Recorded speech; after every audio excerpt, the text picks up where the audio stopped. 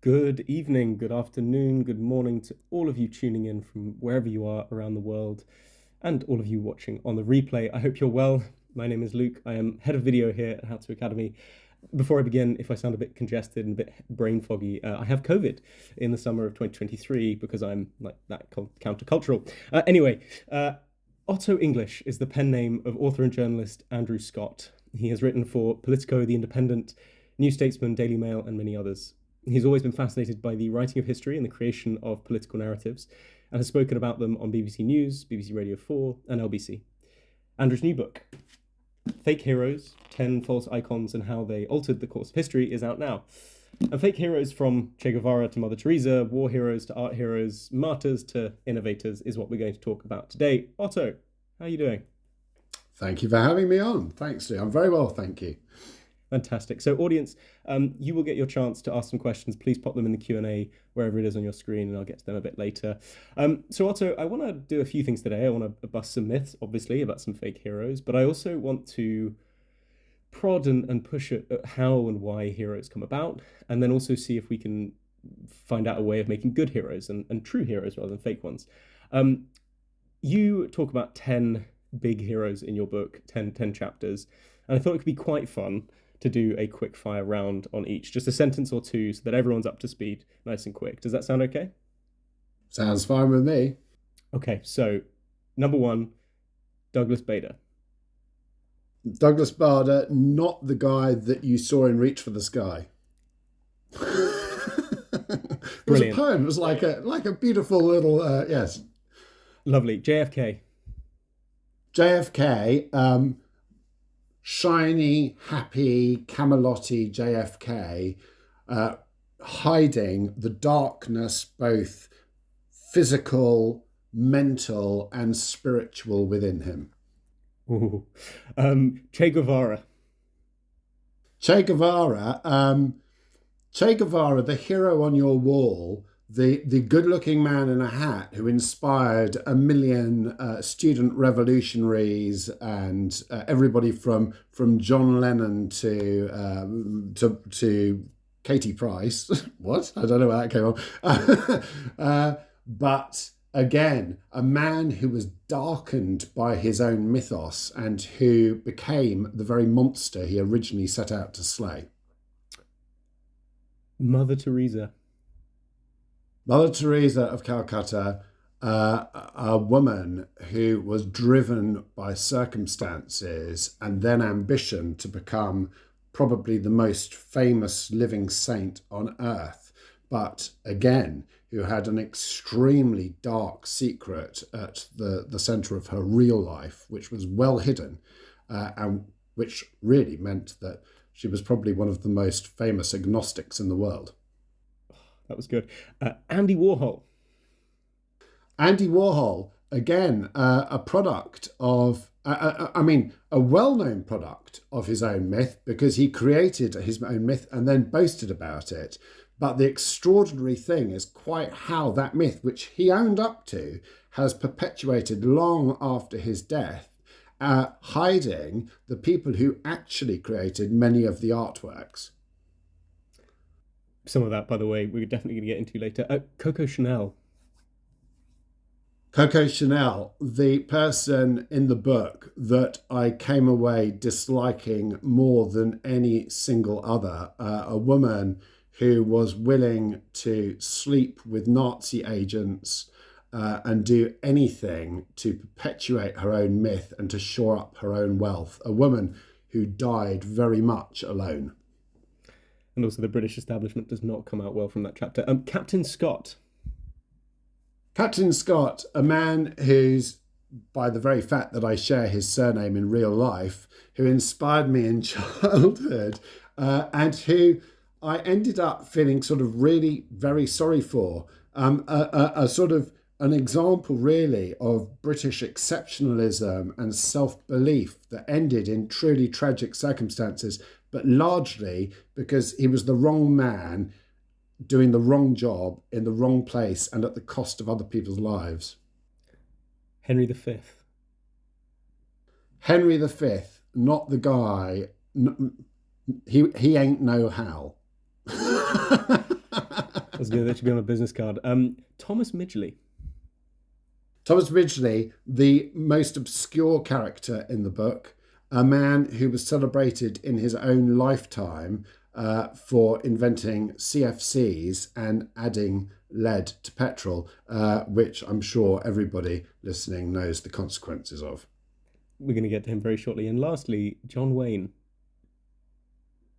John Wayne, a man who inspired me in childhood to ride in the local pony club, slouched over my pony Inky, which I had borrowed from the local pony stables, and who sadly was nothing like the all-American hero that he portrayed. Thank you so much for doing that. That was such a concise, quick fire round. And I will also say I very much empathise with you sitting in a sort of middle class home in rural England watching John Wayne movies, because that was me with country music. So strange, oh, strange really? things there. Yes. A dark secret. We should form a band. Definitely not. So let's dig into these a little bit. These are sort of an assorted mix. Why did you write this book? What are you pushing back against? A villain of the piece a couple of times is a book Made in Britain by Adrian Sykes, which is praised by the entire conservative establishment, including David Cameron. But there was basically sort of British exceptionalism, heroes. Is that the sort of thing that you're up against? Why did you write this book? Well, in my first book, which was called Fake History, you can see there's a theme running through. I wrote more extensively about another book called Our Island Story, which was an Edwardian book, a turn of the century book, and I think that was very much the follow-up to Our Island Story. Our Island Story created an entire mythos around Britain and a sort of journey of destiny, if you like, from a very fictionalized origin story with Brutus of Troy killing giants on the English landscape and ending with the end of the reign of Queen Victoria. And British history in the last decade or so has been weaponized by individuals, and not just in Britain. This doesn't just happen in Britain. Around the world, there have been people weaponizing history for their purposes. And I have to say, people think that this is a right-wing libertarian thing, but not just the right that do this. The left do it as well, and particularly in Central and South America. So you get these sort of, you get the invention of heroes and the weaponization of those heroes. I mean, a very obvious example in recent years would be Winston Churchill in the UK and all of the hysteria around his statue being torn down, when actually nobody was planning to actually tear his statue down. And so he became this sort of ping pong ball in the pandemic era culture wars between Boris Johnson and people like me on Twitter. So how people get raised up and how they get used, and how events in our history, I mean, famously World War II, Dunkirk, the Blitz, all of this stuff, how it gets used for modern ends, not only interests me, but, as I hope will become clear, because I think I set it out in my final chapter, also appalls me, because it goes against what really happened and what people were really doing and what Winston Churchill was really like and why people really fought in World War II, and the fact that everybody was not necessarily a hero. I think that point about everyone not being a hero is something we're definitely going to come to at the end. But let's take a step back a little bit. So Thomas Midgley, you said, was the most obscure name. I had never heard of him, and I studied history at university, but I came away from him. I think there's a quote in that chapter that, you know, he's possibly the most damaging living organism in our time, certainly as damaging as the asteroid that hit the dinosaurs. Who was he, and why did you find it important to include him? So with the book, when I picked my 10 heroes, I took almost a sort of chocolate box approach to it. I thought I'll have a living saint, Mother Theresa, I'll have a politician, JFK, I'll have a revolutionary hero, and I wanted a scientist. And so I picked Midgley as the scientist, but beneath each legend, I hope I'm making an additional point about something. And in the case of Midgley, the point I was trying to make was that I've got somebody knocking at my door. This is why I'm looking distracted suddenly. Can I just very quickly wave them away from the window? 1 second. Please shoot them away. Say that we're learning about a scientist who did more damage than the asteroid. Okay, it was just my neighbour. Sorry. Yes, so I picked Thomas Midgley deliberately because he caused so much environmental damage, so much environmental catastrophe. He polluted the earth with lead. And people, interesting, when I talked about this in my first round of interviews, people said, "Oh, but people didn't know that leaded petrol was going to be a problem." But they did, because lead had been poisoning people for 2,000 years. So that's why I picked Midgley. A completely horrifying individual, and as you said, very harrowing to see that we have not learned our lessons in terms of scientists and corporations and politicians being in the pocket of big industry. Something else you do mention in that chapter, which I think is really lovely, is women in science, and you list a whole bunch of people who have been forgotten. You also do the same in the art chapter about the sort of overwhelmingly white male art world.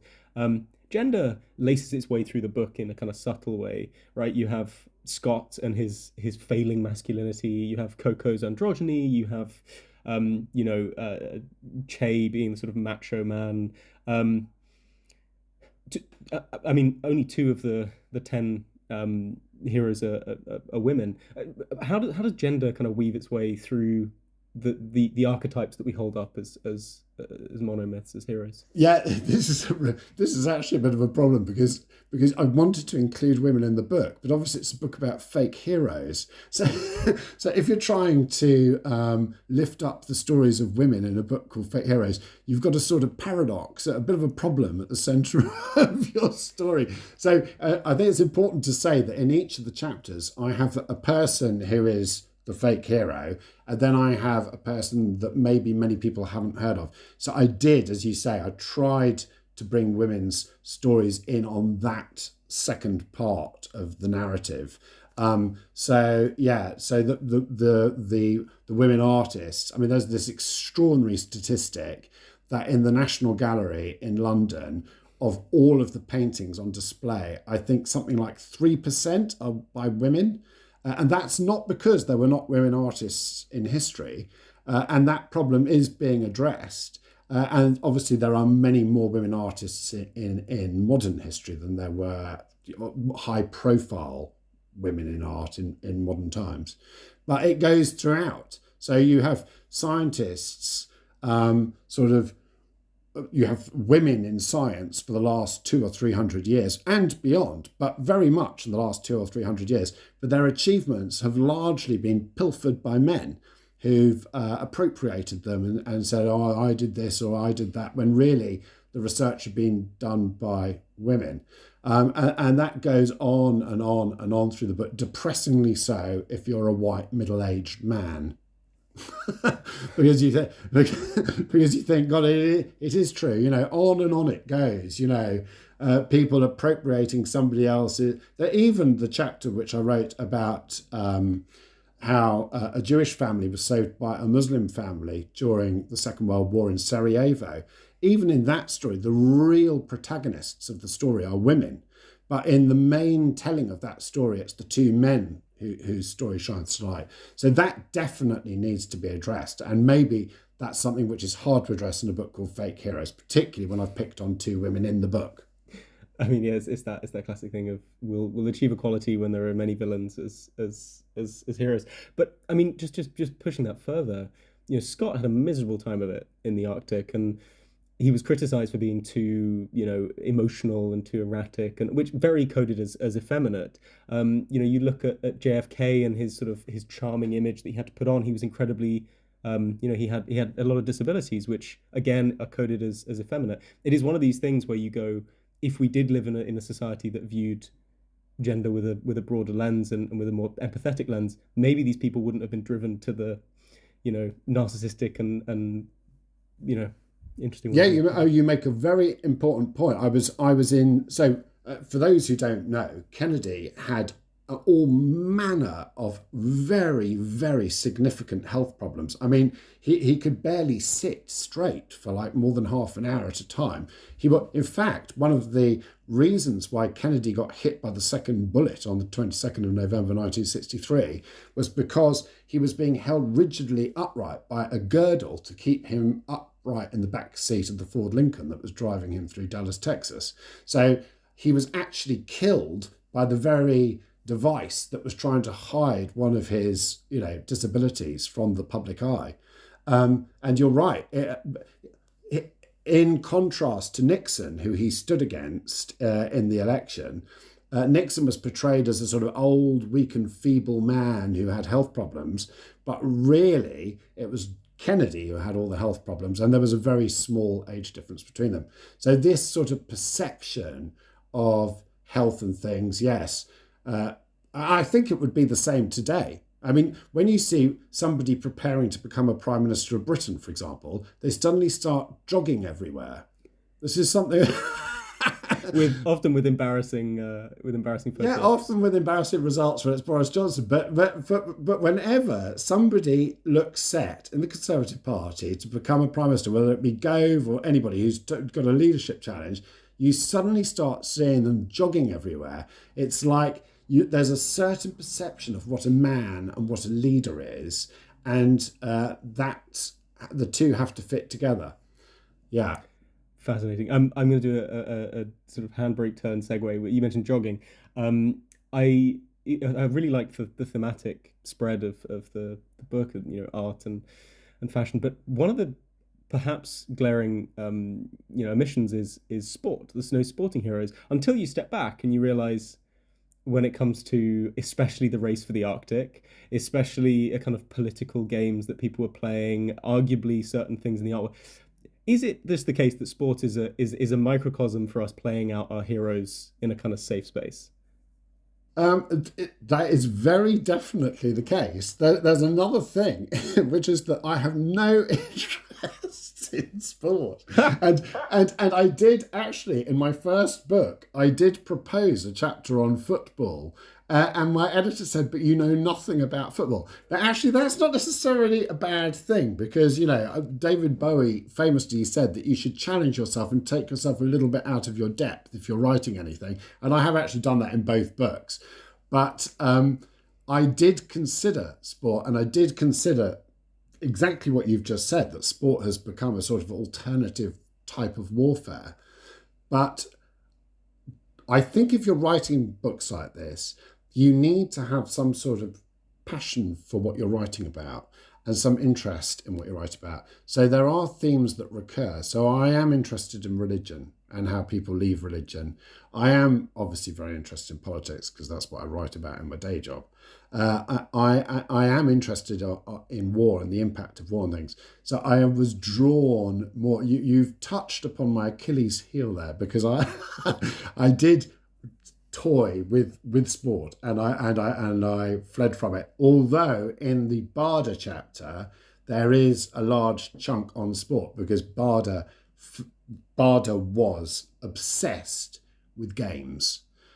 So that's the one part of the book where I seek into sport. Yes, definitely. Well, and also the chapter on Scott and the sort of, that's not cricket. You must do things in a sort of proper way, and cheating is worse than death, and that sort of British attitude to sport. That's probably more about Britain than it is about sport.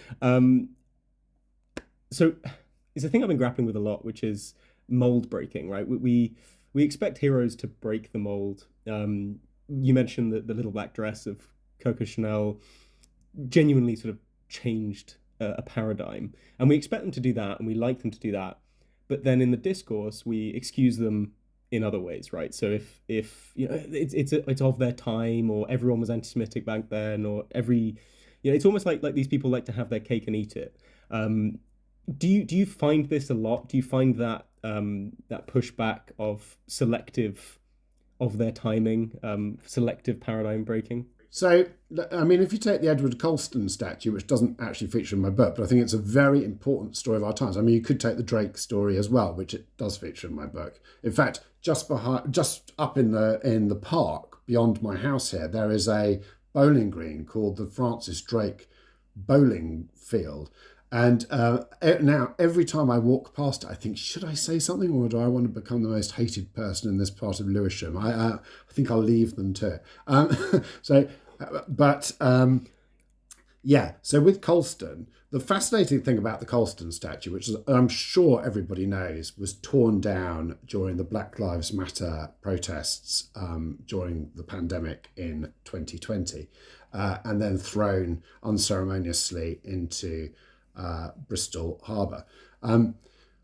That's a fascinating story, because how that was told to us via the press and by the media, and the truth of that statue were two quite different things. The statue had been put up a very long time after Colston died. It was put up in the late 19th century, and it was put up by a man who was hoping to build his own political ambitions on the legend of Edward Colston.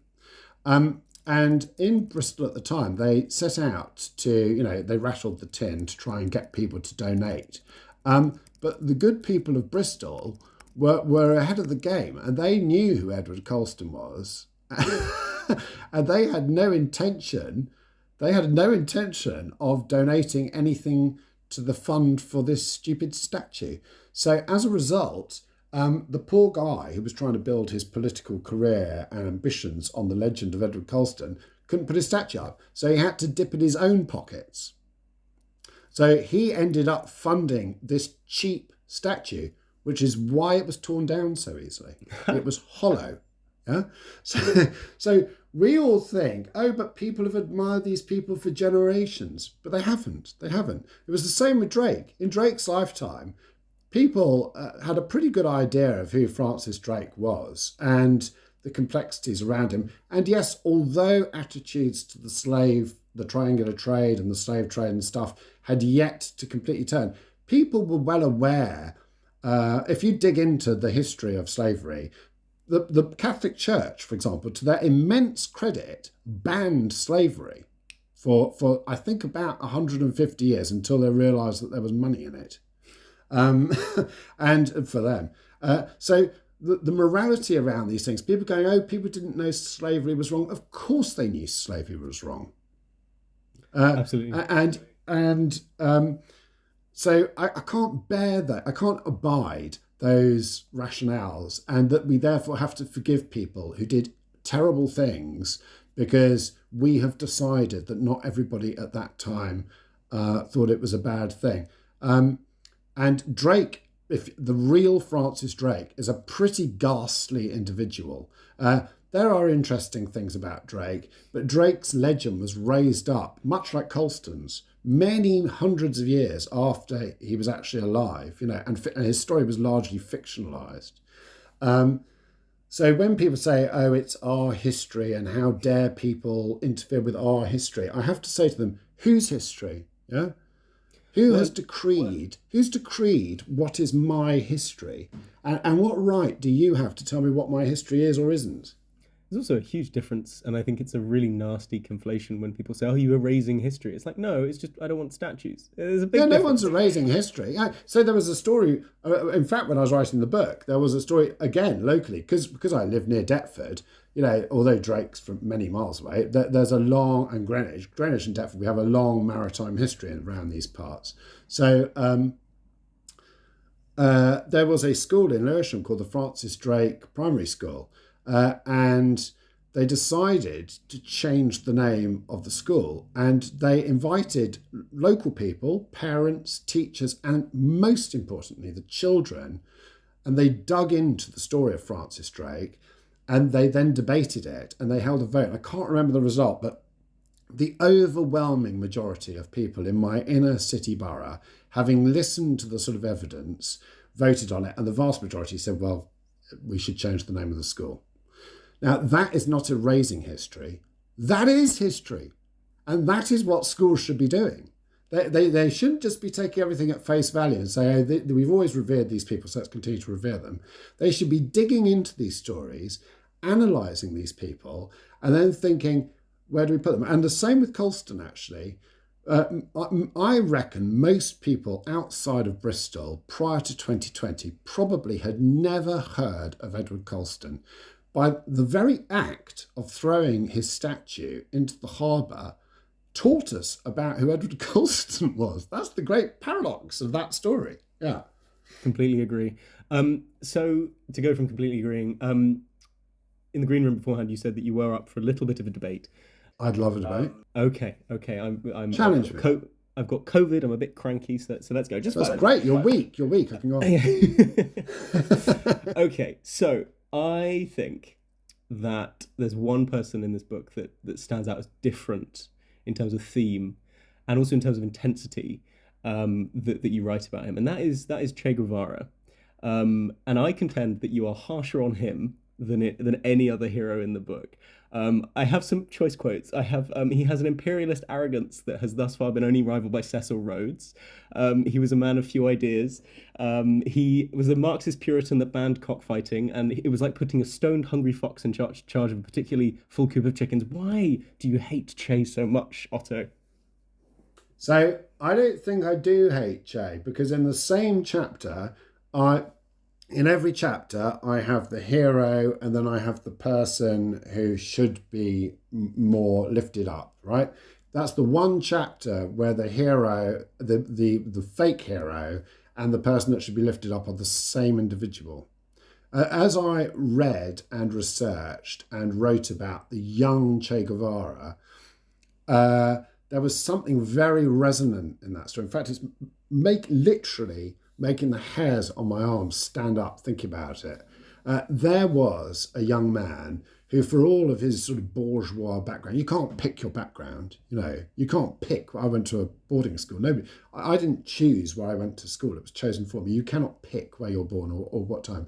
What is remarkable about Che Guevara, the young Che Guevara, when he was still Ernestito Guevara and not Che, is that he set out on 2 motorcycle journeys around South America. He saw the incredible iniquity and the power of American corporations, which were ruining people's lives.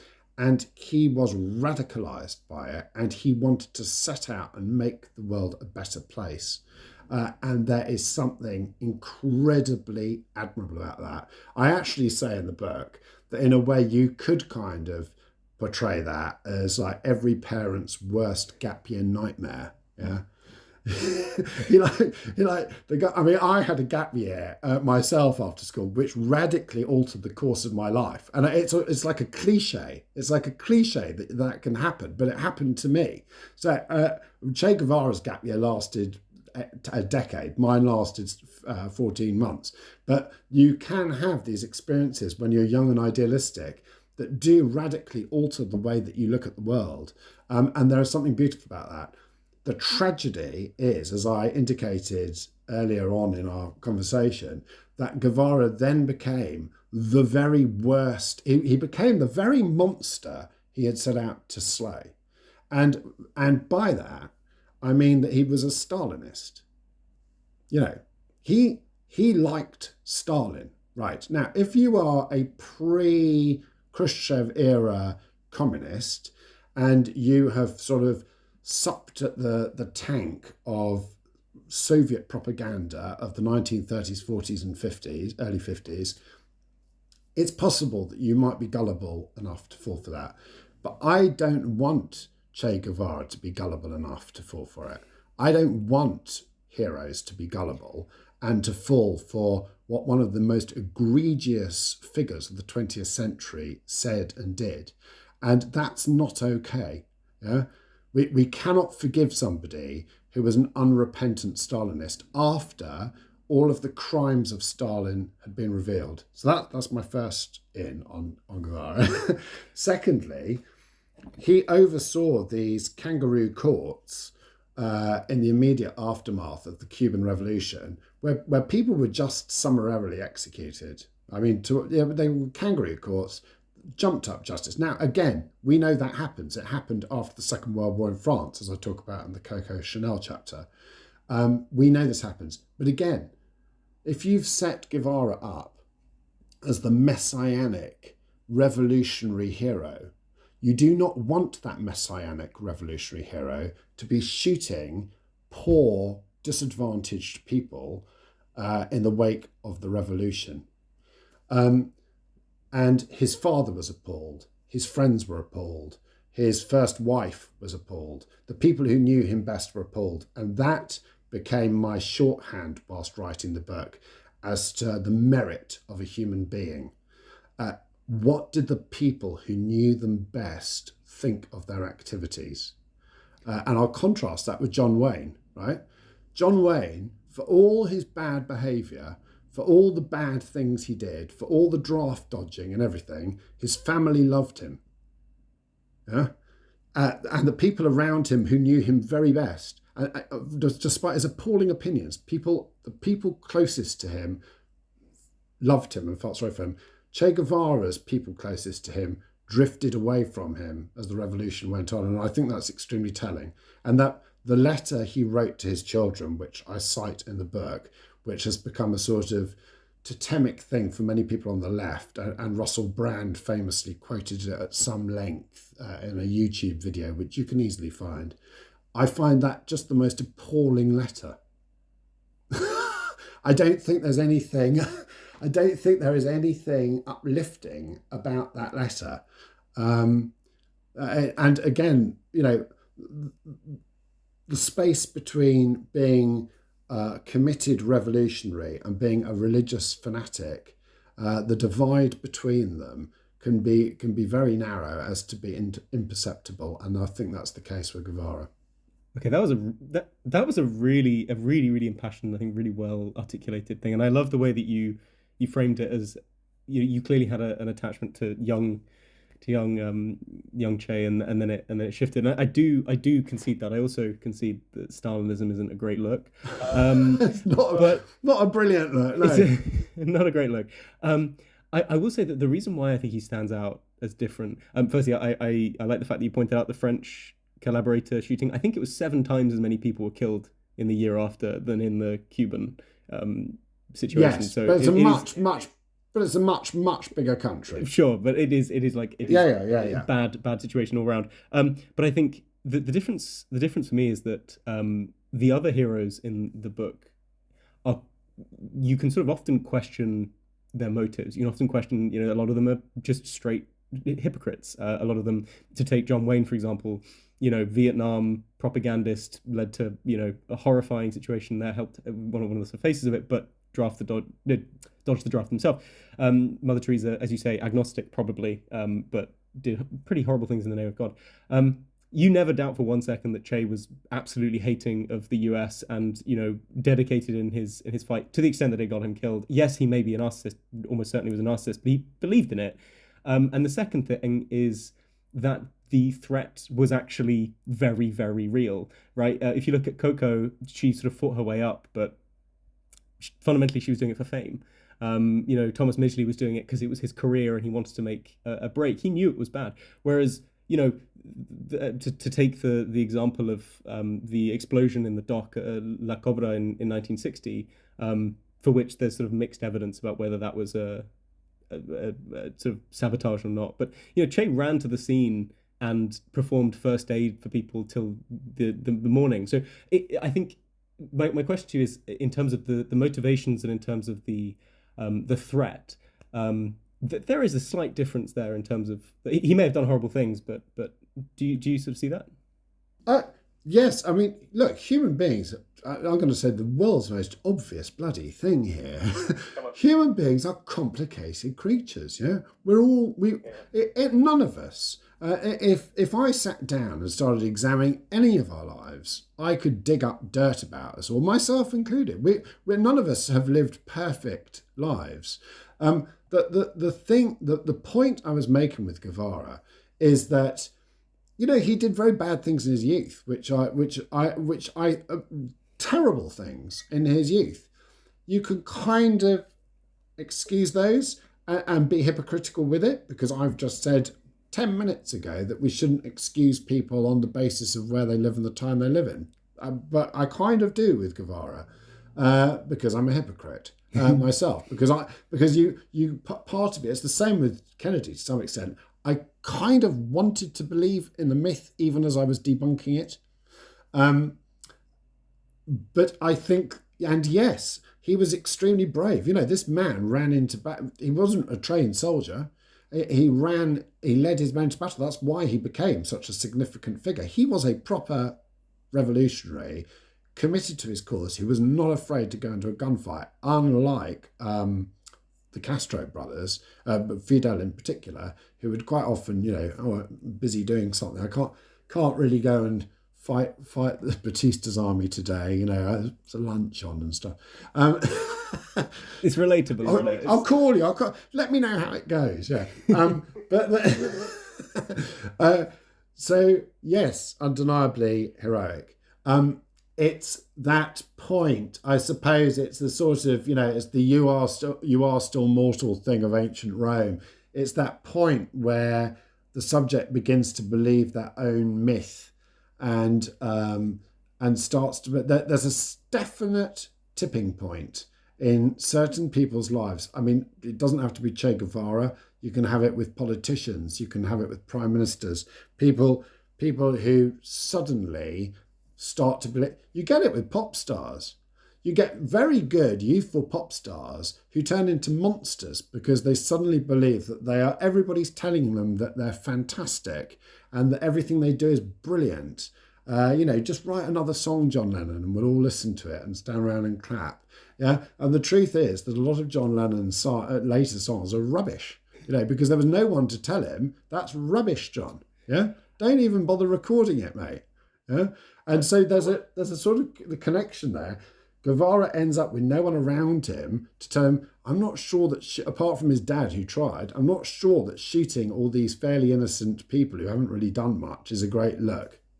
I think that's a really, really interesting point, and I want to dive straight into that because we've debunked, we've had a debate, and now we're going to try and sort of come up with a theory of hero formation, and one of those things is exactly that thing of if not believing your own hype, then having an amazing act of self-narrativization, right? Warhol, brilliant. Midgley was the press stunt extraordinaire, washing his hands in leaded petrol and inhaling CFCs. You had Tudor propaganda, you have Edison having a PR machine. And you mentioned Queen Elizabeth II, who was amazing at being very secretive. So again, similar level of self-narrativization. So if we're going to build a hero in a lab, that's a really important thing, right? Absolutely. If you're going to build a hero, you have to kind of control the PR. Yeah, well, not kind of. PR is essential to any hero building, yes. You've got to control the myth, you've got to control the story, you've got to control the narrative, and you've got to control the audience and their expectations, yeah. And also the aesthetics, which, you draw brilliantly through simply knowing when to do a photo op. To go back to Che, just before he died, he was like, photo op opportunity. JFK, utilized sort of books, and it also helps that a lot of these people have really good, either they're really attractive or they're really good at symbols, right? So Mother Teresa always in the habit. Che obviously becomes the symbol of revolution. Aesthetics is so important here. Right? Well, Churchill as well. Again, he doesn't feature much in this book, but Churchill had the props. He had the Humbert hat, he had the cigar, he had the bow tie, the suits, he posed with the machine gun. But a very, very good master of PR. You see that with certain scruffy-haired modern individuals as well, in terms of forming their image, Thelwellian prime ministers. So you've got these, myth making is very important. Also, I quote Annie Lennox in the book, behind every great man, they used to say there's a great woman, behind every man was a great man.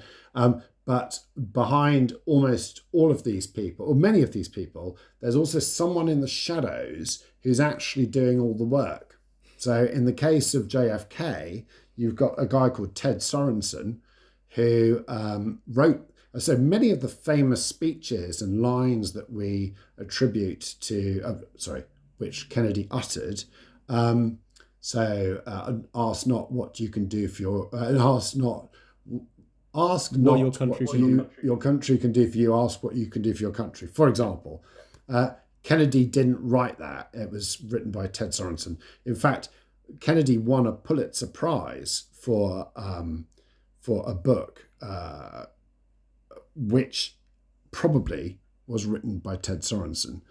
Before that, Kennedy wrote another book, Why England Slept, which was probably written, it was his thesis at university, but it was rewritten by a man called Koch. And so throughout his time, he had people kind of writing his stuff for him. I have to say, I found that really, as somebody who actually writes books and sits weeping into my pillow at night, tearing up like whole chapters and going, I can't do this anymore. The fact that these people had someone actually writing the chapters and then winning the Pulitzer Prize, I found kind of annoying. In fact, one of the things that annoyed me most about Kennedy was that he had Ted Sorensen writing all his great speeches for him. Or certainly co-writing, let's give him some credit.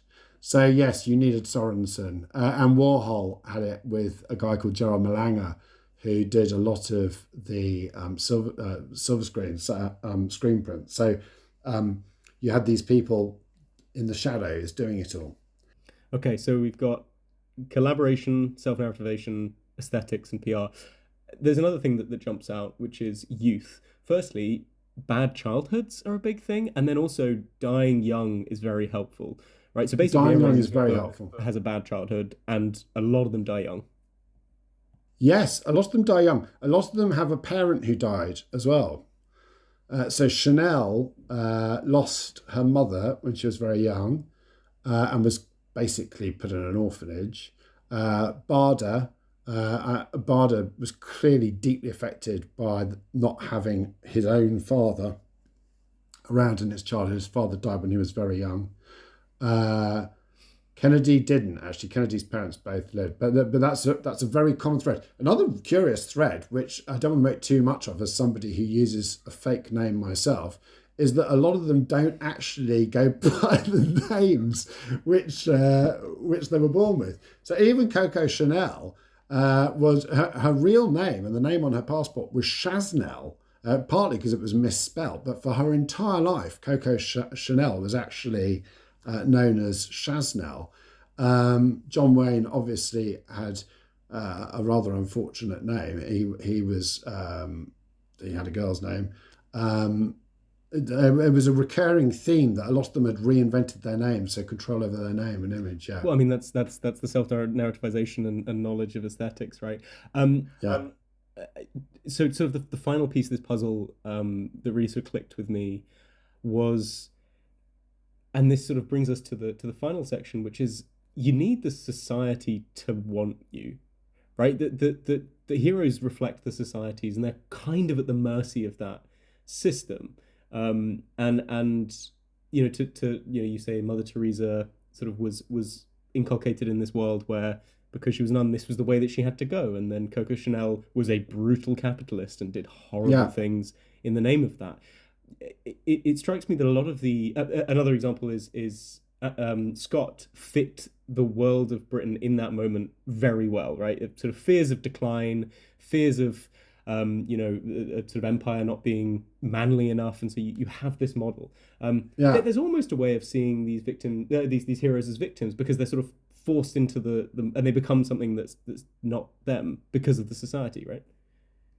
Yes, I mean Scott's death was a clean death. I mean, it's been much written about, you know,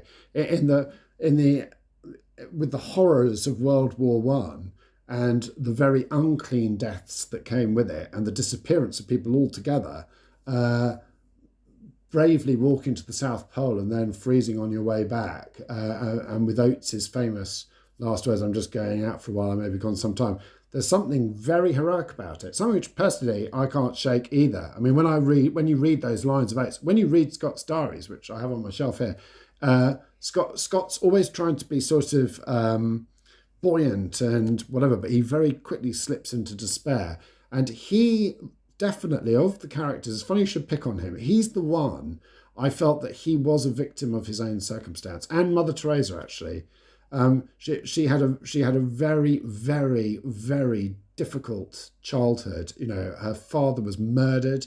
Her entire extended family were killed by the Spanish flu in 1920.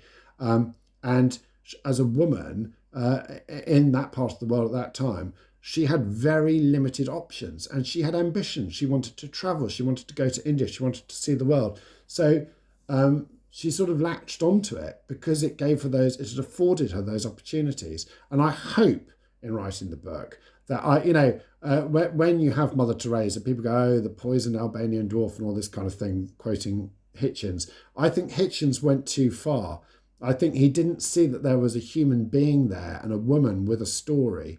And I think he did his own cause a lot of damage in the process, actually, because you've got to understand. I mean, my background in my 20s is theatre. And the big thing in theatre is character motivation. What is driving that person? And all of us have motivation, you hope, in your day life, whether it's to get out of bed and do a podcast, or whether it's to go to work or make some money or whatever. We all have motivation. So what is driving these people is often very interesting. And I don't think we should necessarily blame all of them for those circumstances. And it's a beautiful way of putting it. And, I think one of the most shocking ones was Douglas Bader, who by the end of that chapter, you're going, was he an actual Nazi? I mean, he certainly supported South Africa and Rhodesia and, was very good friends with Nazi by the end. But you sort of get like, actually, he was just the sort of cookie cutout for that time and place. And he was a great model for it. And it didn't really matter who he was. He was just going to go in and be that hero. Yeah, and I think that's so for a lot of people. You're not really meant to say this. People get sort of horrified. But I think it goes for a lot of people in World War II. Just as you can't choose what you were born into in terms of wealth or bourgeoisie or background, you can't choose where geographically you are born on this planet. And so in a different set of circumstances, one ancestor taking a left turn or a right turn or whatever, many of the people who fought on one side in World War II might have fought on the other. And as I was writing about Bader, it did strike me that the people he liked most and the people he sort of empathised with most were the Luftwaffe aces, and you could Bader treated the battle in the air very much as a games pitch. He saw it like as an extended rugby game, and they were the other side, and he was very much, let's go and have a beer after the match with them. Yeah, I mean literally, that's what happened after he got captured. Yeah, that's crazy. But okay, so we've sort of done two sections, which is the dismantling and then the sort of wider look. We're now going to try and build it up. We're going to try and make some good heroes, which I think, society does need heroes. It's, as you said, humans are messy, life is even messier, and we do want these sort of compass points. And you do, in every chapter, provide good heroes, right? Shirley Chisholm, Chisholm, who was, for people who aren't aware, was the first black woman who ran to try and become president of the United States of America. Remarkable human being, yeah. Incredible story, and definitely read about that in the book. Two particularly interesting ones. Ian Gleed also fascinating, but John Ray and Ian Gleed and also Peter Scott. Maybe if you just sort of pick up on some of those good heroes. So John Ray was this extraordinary Arctic explorer who basically was woke as hell. Yeah, in the 19th century, whilst everybody else was dragging sledges and sort of dying heroic deaths in Canada, John Ray looked at the local native, indigenous people and thought, well, they seem to know how to survive in frozen conditions. I think I'll befriend them and learn from them. So he was living up in the very north of Canada, and he befriended indigenous Inuit groups and learned how to make animal furs, how to survive in the wild, how to find fresh food and water, etc., etc., etc. An extraordinary man, and I won't ruin it actually. I'll ruin it in part. But his reputation was destroyed by a famous novelist of the time who picked on him because he discovered the truth of what had happened to the Franklin expedition. However, in Norway, in the years that followed, the story of John Ray resonated with many people, including a man called Roald Amundsen, who who thought, that's clever. That guy John Ray from Scotland, well, from Orkney, he learnt from the indigenous people. I think I'll go and do that. So John Ray was a huge hero to the actual heroes of Antarctic exploration in the Glorious Age, including Amundsen. And it was from him that Amundsen got his inspiration. So if you were to be a real British nationalist, you could spin the story of, of Amundsen's triumph and say, oh, it was all inspired by a guy from Orkney, which it kind of was. Peter Scott, there are two Peter Scotts. There's Peter Scott, the son of Captain Scott, who I was just talking about, and there's Peter Scott, who's my father. And I end with the story of Peter Scott, my father, which is an interesting one. I was one of those people who was born of an older father. In fact, my father was slightly younger than I am now, so he was that ancient when I was born. And in my childhood, in the 1970s, everything in the world in Britain was about war. We read war comics, we watched war movies, we played war in the playground. The game of the 1970s, when you were a kid, was English versus Germans. All the unpopular kids were the Germans, all the popular kids were the English, and we'd run around and shoot each other. And that was a game, I promise you. If you were not there, you'll just have to take my word for it. I felt sort of proud to have this father who had fought in the Second World War from 39 all the way through to the end of the war in 1945. He'd been in North Africa, Italy, East Africa, France, up into Germany, and then into the Netherlands, actually. And so I was very proud of him. But my father was a constant disappointment to me because whenever I said, did you shoot people? I mean, my vision was like, where eagles dare, people running around, firing machine guns. He never quite delivered on the stories. And the one story he did tell was about a night in Italy when he stumbled upon a German, or possibly Germans, and ended up running away. And as I say in the book, he's the greatest hero in it. To cut a long story short, because sometimes in life, your heroes run away. And my father teaching me that incredibly valuable lesson has genuinely guided me quite a lot through life. The other great lesson he taught me was that war is not where eagles dare. People are scared. They stumble around in the dark. And sometimes the idea of shooting somebody doesn't really appeal to you too much. It's a beautiful section in the book. I think also you laugh there and you do it an injustice, because I think what he ran away from is a horrible thing, and actually the sort of positive lesson he gives is humans are humans and you should empathize with them even if they've got a different uniform on, and your bravery and your masculinity and whatever is not tied in with violence, which are beautiful things to. Absolutely, yeah. He was an extraordinary man, and if I laugh, as Byron so famously wrote, it is that I do not cry. Oh, well, I was certainly tearing up in that at that point in the book. I want to sort of finish with one more question, and it links in with an audience question about groups versus individuals. And I think to sort of round off, you write about 10 heroes, more obviously, but 10 main ones. And in one of them, I can't maybe the one about movies, you mentioned Eisenstein, the great Soviet filmmaker, who I really like because he doesn't have individual characters. He has groups and he has unnamed characters, and I wonder whether you can have a truly community hero. You can have a kind of faceless hero. I mean, you mentioned the collaborations and they are throughout the book, but it almost seems like our society doesn't like that. It fits uncomfortably, the idea that there's multiple people behind something. We like one name, we like the monomyth, the hero's journey, the one person. And I wonder whether if we did have these groups, I hate to say Avengers, but that sort of thing, these teams of people working together, we would have better myths and better heroes overall.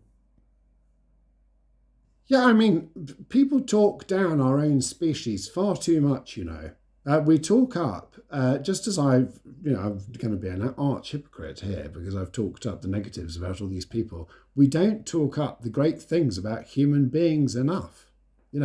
Human beings as a species overwhelmingly can be extraordinarily compassionate and decent and build and hope for a better future. I hope, for example, that the story of Midgley, the scientist who poisoned the world, I hope when people read that, even if they're very climate skeptic or something like that, people are quite reasonable, really. If you talk to people deep down beneath all the shouting and bickering that I experience on Twitter and social networks, you do find people do listen and people are prepared to change. And I think I pick on that story because when you pick on the story of Midgley, it's so appalling what happened and how we were all manipulated and poisoned by a small group of oil executives who just wanted to make big bucks. I think people are heroic in groups. Yes, I think we can be. I mean, we see it in Ukraine, and we saw it in Britain in World War II. Again, there's always a danger in talking it down. The resolute way in which people tried just to get on with their lives, which is what most of us want to do. We just want to get on with our lives. We don't want people interfering in our sex lives or our family lives or bombing our homes or poisoning our planet. We just want a better world and a better world for the people that follow. And I hope, small ambitions and everything, I hope that's part of the message of the book as well. It truly is. I'd love to end there, but I have two very short audience questions that I think are really great. One of which comes from an anonymous person who says, from everything we've talked about here, heroes seem very irrational. Do we need them at all? I mean, there's a great moment where you say you go into the Imperial War Museum and you start out with this iconoclastic rational spirit, and then suddenly you become Alan Partridge and you're pointing at everything. Right? That does seem a little bit irrational. Like, is it completely irrational, or is it the most rational thing ever that we have heroes? I don't think we can get rid of heroes. There is something deep within us. We want to admire people, whether it be our parents or people in our nations or President Zelensky or whatever. We want to admire people. Those people will not always live up to it because all of us have our foibles and our failures. But we want heroes.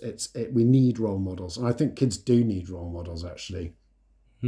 I wonder, incidentally, whether. I mean, we have a question here about Marvel superheroes as a kind of purely fictional superheroes, maybe less problematic. I also know that a lot of early cultures have, early in human history had explicitly fictional, demigods, or I mean the Three Sisters myth in North America, and yeah. I wonder whether that's actually a safer path, not pinning this to real humans. Yeah, well, the Hellenic era Greeks would have absolutely recognised the Marvel characters, and of course the Marvel characters would not have existed without them either. I mean, the Marvel characters, or the DC, depending on what you want to take, these are recognisably Hellenic era heroes, aren't they? They've got their weaknesses, their Achilles heels, their backstories, their origin myths, their superpowers. It's very similar, yeah. And last question, I'm going to give you two because they're both hard, and I don't like springing hard questions on people. But Linda says, "Who will be the next fake hero?" And Sarah says, "Are there any people who you didn't make the cut?" So you can take your pick of those. Those are both good questions. I'll start with the second. Give me the first one again. So who's going to be the next person? Maybe someone who's held up as a hero now. But I don't want to bring politics into this, but there's a very good recent example. I suspect as time goes by, Putin, for example, in Russia, is still hugely respected by a lot of people. In fact, outside of the borders of Russia, he's hugely respected by people. He is a classic fake hero. He's built up his myth, he's secured his power, he's got control of the narrative, he's got control of the media, he's portraying as... Now, it's not a sexy answer, but I think that's an honest answer. I suspect Putin's end... Well, I know Putin's end will come eventually. It's inevitable. And Russia will then, just like Stalin, just as they did with Stalin, are going to have a lot of soul-searching to do, how that all happened. That was the easy one. In terms of, what was the other question? Who was left on the cutting room floor? There were lots of people left on the cutting room floor, and I'm not actually going to reveal who they are because I've always got a mind on another book.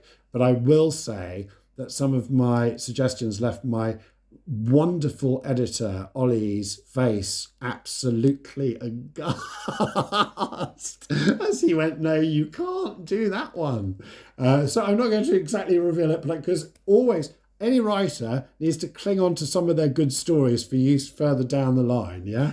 It's the Otto English "This Is How I Get Cancelled" book. I cannot wait for the next book. Everyone, please, you will maybe disagree or maybe agree, but it's a fantastic read. Fake Heroes by Otto English is out now. Please go pick it up. Otto, thank you so much. What a lovely conversation. Thanks for having me. I really enjoyed it. Thanks, Luke. All right, take care, everyone. See you later, and beware of fake heroes. Bye bye.